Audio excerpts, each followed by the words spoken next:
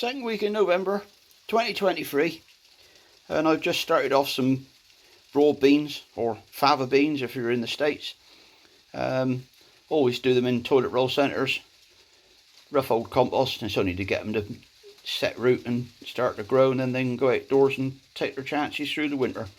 I might fleece them over this year because last year's got absolutely decimated by the frost in early January, so they'll be up in a few days.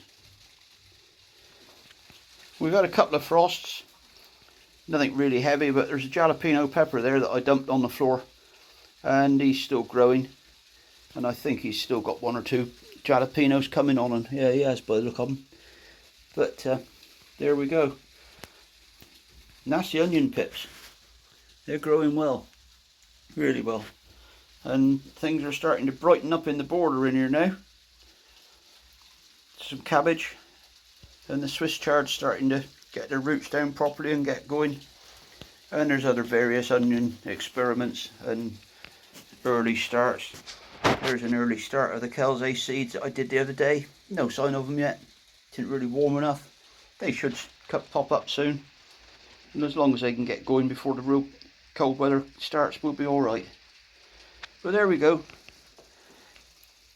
It's raining. And I can't think of anything better than being in the greenhouse. Apart from my back is absolute agony, and I'm just about to go in and get some diazepam and a cup of coffee and sit in my chair for an hour at least. Keep on gardening while you can.